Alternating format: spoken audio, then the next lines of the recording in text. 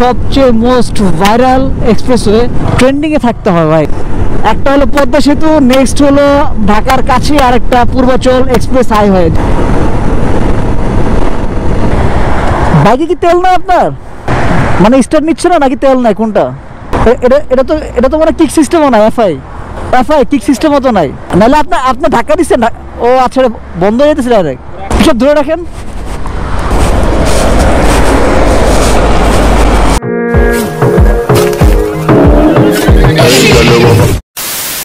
আলহামদুলিল্লাহ, অবশেষে শ্রীমঙ্গল থেকে চলে আসলাম। এখন আছি পূর্বাচল এক্সপ্রেসওয়ে, বাংলাদেশের সবচেয়ে মোস্ট ভাইরাল এক্সপ্রেসওয়ে, যেটা নিয়ে অনেক ভিডিও অনেক ছবি এবং ভাইরাল সেই প্লেস, ওখানে যাচ্ছি। তো এই রোডে কিন্তু অ্যাক্সিডেন্টের একটা সমস্যা আছে। সব মিলে খুবই সুন্দর, মানে এখানে আসলে মনে হয় না বাংলাদেশের রাস্তা এত ভালো, কত সুন্দর এক্সপ্রেসওয়ে করছে। বাট আমরা এই এক্সপ্রেসওয়েটাকে যাতে সুন্দরভাবে বজায় রাখি, এটা হলো মূল কথা।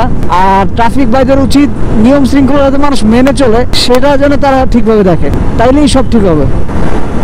এই যে মোস্ট ভাইরাল প্লেসগুলা, যেটা উপরে ইউটার্ন নেয় আর নিচে মানুষ ছবি তোলে, এই যে লাইটের আলোতে এখানে ছবি তোলার একটা স্পেস অনেক সুন্দর।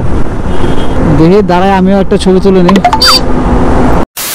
Hello beautiful people, assalamu alaikum, this is Shahad Hussain Labib, welcome back to my YouTube channel SH Labib. Guys, আমি এখন আছি 300 ফিটে মোস্ট ভাইরাল, একটা হলো পদ্মা সেতু, নেক্সট হলো ঢাকার কাছে আরেকটা পূর্বাচল এক্সপ্রেস হাইওয়ে।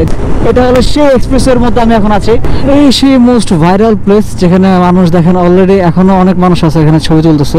সো সবাই এখানে আসবে, এখানে দাঁড়াবে, একটা ছবি তুলবে, এটাই স্বাভাবিক। এই ব্রিজে অনেক মানুষ আছে, দেখেন সবাই দাঁড়ায় যে যার মতো ছবি তোলা শুরু করছে। দেখেন বাইক নিয়ে আসতেছে মানুষ, ছবি তুলতেছে। আর এটার ভিউটা আসলে অনেক সুন্দর। গাড়ি আসতেছে বাইক নিয়ে, বা সেই অবস্থা।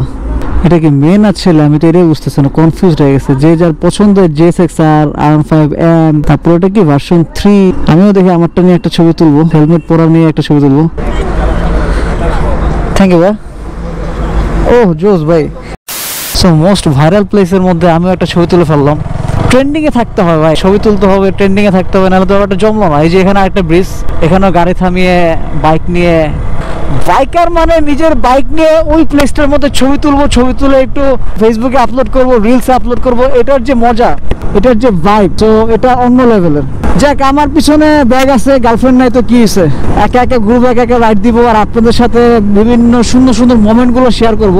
সো এই রোডের মধ্যে টিকটক, রিলস, তারপরে ট্রেন্ডিং টপিক নিয়ে কথাবার্তা সব চলে রোডের মধ্যে। মানে রোডটা আসলেই সেই, মানে এই রোডে বাইক চালালে কেউ ভিডিও আপলোড দেয়, সে আগে কোশ্চেন করবে এটা কি বাংলাদেশ। মানে এই রোডটা হলো এরকম, এতটা সুন্দর করছে রোডটা, এতটা সুন্দর করছে, পুরো লাইটিং দিয়ে পুরো রোডটা ভরা। আর মাঝখান দিয়ে যে এই যে ইউটার্নের স্পেসটা করছে, জাস্ট অসাধারণ। মানে প্রতিটা প্লেস থেকে এই যে ভিউটা, জাস্ট ওই যে উপরে ভিউটা দেখেন, প্রচুর মানুষ। আর বাম পাশে তো অলরেডি মানুষে রিলস টিলস শর্ট বানানো শুরু করে দিচ্ছে অলরেডি। এই পর্যন্ত যত বাইকারে গেছে আমি হেল্প চেয়েছি, সবাই আমাকে হেল্প করছে। সেটা একটা ছবি তুলে নিয়ে হোক, বা একটা রাস্তা নিয়ে হোক, বা ট্যুর পারপাসে হোক, বা কোনো এলাকা চিনতেছি না কিভাবে যাবো ওই এলাকায়, বা বাইকের কোনো সমস্যা, যে কোনো পারপাসে একটা বাইকারের কাছে আমি কোশ্চেন করছি, সুন্দর আমাকে একটা ফিডব্যাক দিচ্ছে। এই জিনিসটা আমার ভালো লাগছে গাইজ। প্রতিটা বাইকারই আমরা একজনকে সাপোর্ট করি।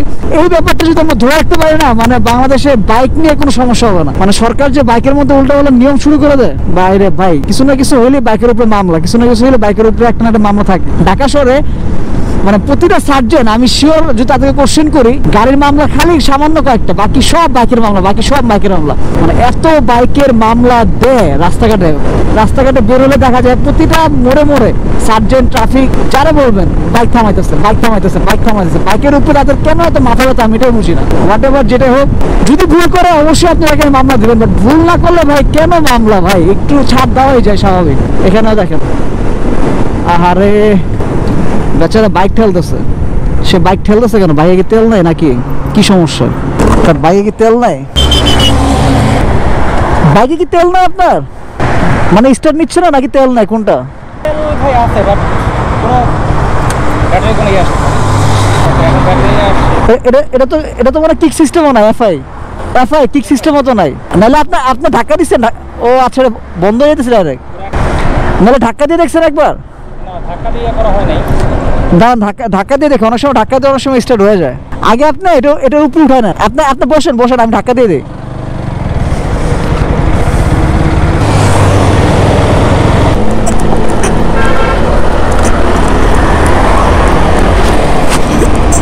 সব ধরে রাখেন।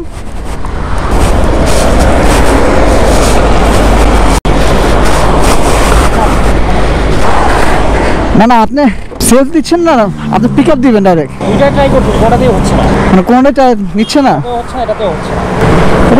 ঠিক আছে, থ্যাংক ইউ। আমি দেখি বাকিটার পাশে। আচ্ছা ঠিক আছে, মোর সামনে আছে, দরকার একটু ধরে গিয়ে ওখানে ইয়ে করবো।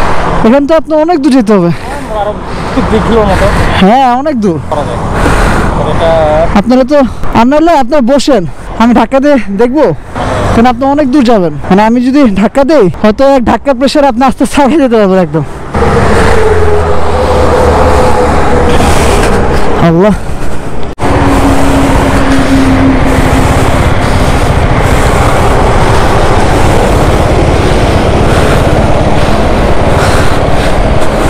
আপনি এটা কই থেকে ঠেলতেছেন? মানে আপনি ধাক্কা দিতেছেন কোথা থেকে?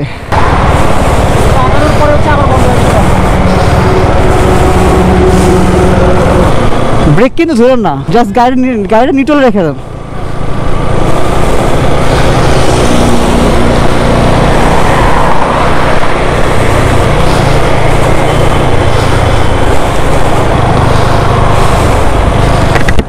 আসলে ভাই বিপদে পড়ছে, যার কারণে মনে করলাম যাওয়ার পথে হেল্প করে যাই। বাইক নিয়ে, আর ওনার সাথে মানে আমার ওয়াইফও আসছে, নাকি গার্লফ্রেন্ড যায় না, যাই হোক, তাই চিন্তা করলাম এত দূর যাবে। আস্তে আস্তে ডান দিকে দেন।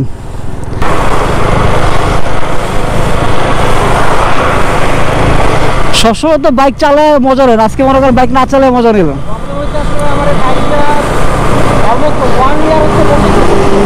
ও তাহলে মানে ব্যাটারি বসে গেছে মনে হয়, 1 বছর যখন বসেছিল তার মানে ব্যাটারি বসে গেছে।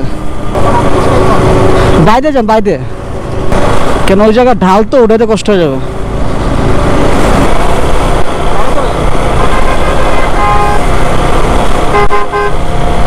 যান বাইরে যান, আস্তে আস্তে বাইরে যান।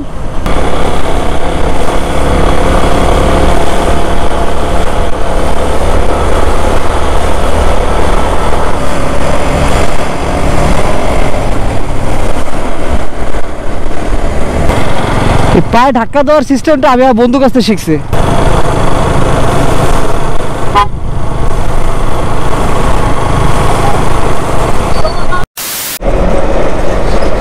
তো ভাইটা আর কি বিপদে পড়ছিল, তা আমার কাছে নিজেরই তেল ছিল রিজার্ভে। ভাবছিলাম তেল শেষ হয়ে গেল নাকি, আমার আবার তেল দেওয়া লাগে নাকি, বাট আমার নিজের গাড়ি রিজার্ভে। বাট না, তার তেল লাগবে না, তার ব্যাটারি স্টার্ট নিতেছে না। এফআই বাইকে ভাই অনেক সমস্যা। এফআই বাইকগুলো যদি ঠিকমতো মেনটেন না করতে পারে, রাস্তা যায় বন্ধ হয়ে শেষ, আর কোনো মেকানিক ঠিক করতে পারে না। এফআইয়ের জন্য আলাদা মেকানিক আছে। ইস, একটা না চলাইছি তো পাটা ধরে গেছে আমার, আল্লাহ, বাপরে বাপ। যাক ভাই, বাইরে একটু হেল্প করতে পারলাম, ভালো লাগতেছে। একজন বাইকার হয়ে আরেকজন বাইকারকে হেল্প করা, এটা আসলে উচিত আমাদের সবারই। আমি তারা হেল্প করছি, কালকে উনি আরেকজনকে হেল্প করবে, এটাই হলো স্বাভাবিক। जो लिखता हर बात पे मिलूंगा मैं मरा हुआ नशेड़ियों के साथ में, उस रात में मौजूद था जो तेरा है वजूद बेटा।